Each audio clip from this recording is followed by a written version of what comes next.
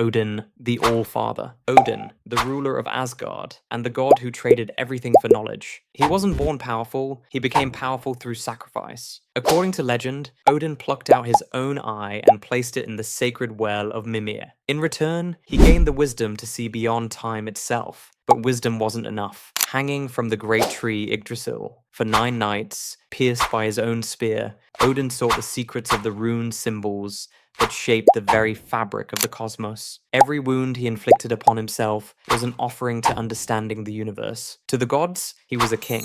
To humans, a wanderer cloaked in mystery. He roamed Midgard in disguise, testing mortals and learning from their choices. He kept 2 ravens, Hugin and Munin, thought and memory, to fly across the world each day and bring him news from all realms. And through them, Odin became the living connection between wisdom and war, poetry and death. But behind that calm intelligence, there was fear. Fear of the prophecy that no wisdom could stop, because even the All-Father knew the end was coming. And that end begins with those closest to him. Frigg, the Silent Queen. Frigg was more than Odin's wife, she was the unseen thread that bound fate itself. Among the Aesir, few dared to question her foresight. She could see the future, yet she spoke of it rarely, because knowing what is coming can be a curse. When her son Balder began to dream of his own death, Frigg swore to protect him. She went to every creature, plant, and stone in existence, asking them to swear never to harm her child. Every being agreed, except one, a single fragile mistletoe that she believed too harmless to cause pain. And from that single mistake, destiny took shape. Balder would fall, Loki would plot, and the end of the gods would begin. Frigg's power was not in battle or strength, but in silence. The heavy silence of a mother who knows the storm that waits beyond her door. Thor, the Thunderbreaker. Where Odin ruled with wisdom, Thor ruled with might. The protector of gods and men, Thor was the unshakable wall between chaos and order.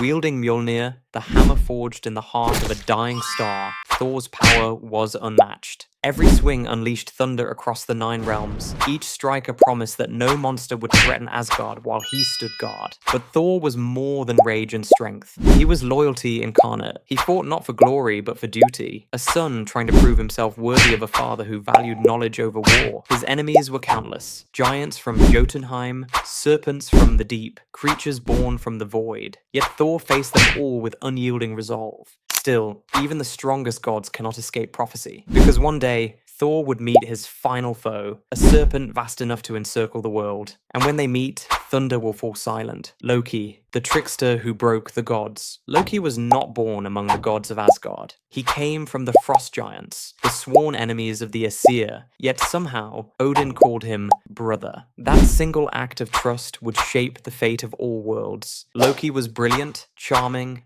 and dangerous. His words could solve problems the gods themselves could not, or create new ones they would never escape. He brought gifts that changed history. Odin's spear, Thor's hammer, Freya's necklace, but every gift came with a cost. For every favor, Loki demanded a secret. For every trick, a hidden consequence. And when Balder's dreams of death reached Asgard, it was Loki who twisted them into reality. Disguised in malice and cunning, he crafted the one weapon that could pierce Balder's immortality, a dart of mistletoe. He placed it in the hands of Balder's blind brother, Hoder, and with one throw, a god fell, and the prophecy of Ragnarök began. When the truth was revealed, the gods chained Loki beneath the earth, venom dripping on his skin for eternity. But even in torment, he laughed, because he knew his time would come again. Balder, the god of light and the first victim of doom. Balder was the brightest among the gods, the embodiment of purity, kindness, and truth. Where Thor inspired strength and Odin commanded respect, Balder brought peace to Asgard. His mere presence was said to make the world shine brighter. Yet beneath that radiance, a shadow waited. Night after night, Balder dreamed of his own death. His mother, Frigg, did everything to protect him, binding every creature, weapon, and element to swear never to harm him. Everyone, except for a small branch of mistletoe. The gods thought it a game. They threw spears, rocks, and blades at Balder, and each weapon fell harmlessly away, until Loki appeared. He placed the mistletoe in the hands of Balder's blind brother, Hoder, and when Hoder threw it, the dart struck true. The light of Asgard went out. Balder's death silenced the halls of the gods, and from that silence came the first echoes of the world's end. Because no one, not even Odin, could undo what had been set in motion. location, Heimdall, the Watcher between worlds. Heimdall stood where no other god could, at the edge of heaven itself. He was the guardian of the Bifrost, the rainbow bridge connecting Asgard to the mortal world. No one entered the realm of the gods without passing under his gaze. Born of 9 mothers and blessed with senses beyond comprehension, Heimdall could hear grass grow and see for hundreds of miles, even through the darkness of night. He needed no sleep, no rest, only vigilance. To the gods, he was patience and precision. To invaders, he was the first and final warning. But prophecy bound him too. When the end of days arrived, it would be Heimdall's horn that shattered the silence. Gjallarhorn, the call that would summon gods and monsters alike to their final battle. And when that moment comes, he will face his greatest rival, Loki, in combat destined to destroy them both. Tyr, the god who sacrificed his hand for order. Before Odin's reign, there was Tyr, the god of war, justice, and unshakable honor. Unlike other gods who fought for glory, Tyr fought for law. His strength wasn't in destruction, but in sacrifice. When the monstrous wolf Fenrir grew too powerful, even the gods feared him. No chain could hold the beast,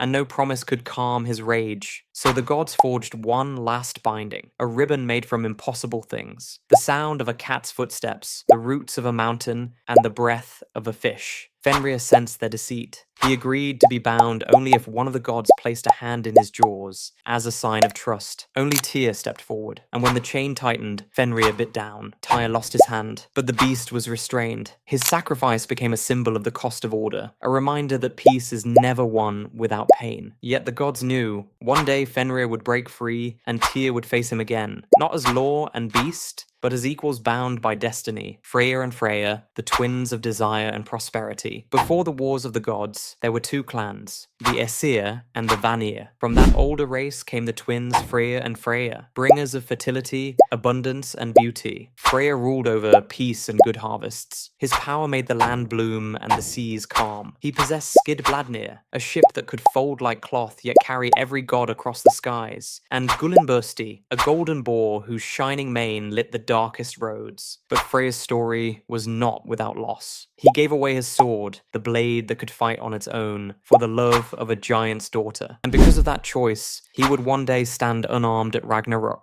Freya, his twin, embodied beauty, magic, and the mysteries of the heart. She commanded the art of Seda, a form of magic even Odin feared. Half of all warriors slain in battle were hers to claim, taken not to Valhalla, but to her own field, Folkvanger. Loved and envied by gods and men alike, Freya's tears were said to turn into gold. Yet behind her grace was sorrow, for every war fed her realm, and every victory deepened her loneliness. Hel, the ruler of the dead. Far beneath the shining halls of Asgard lies a realm untouched by sunlight, Niflheim, and within it stands the cold domain of Hel, the goddess who rules the dead. Hel was the daughter of Loki, born half living and half decayed. Her face reflected the truth of death itself, one side beautiful, the other lifeless. The gods, fearful of her power, cast her into the underworld, where she became queen of those who died without glory. In her realm, there are no feasts, no songs, no honor, only stillness. Yet,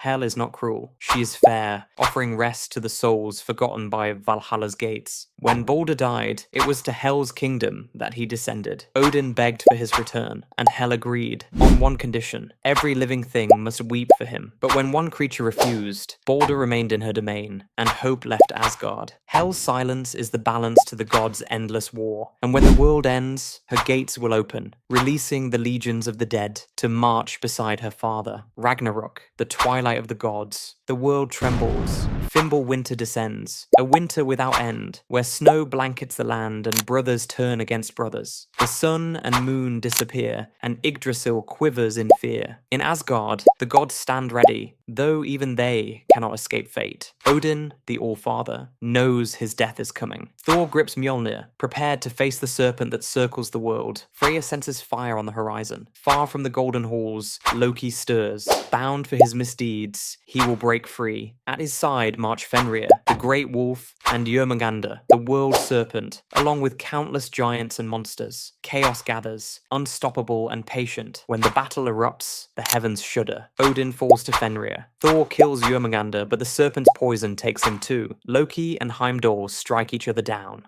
Surtur, the fire giant, sets the world ablaze. Yet from the ashes, life returns. Balder comes back, and two humans, Leif and Lifthrasir, survive to repopulate the earth. The world is reborn. Ragnarök is not just the end. It is destruction and rebirth. Even gods can fall, chaos can reign, and yet hope endures.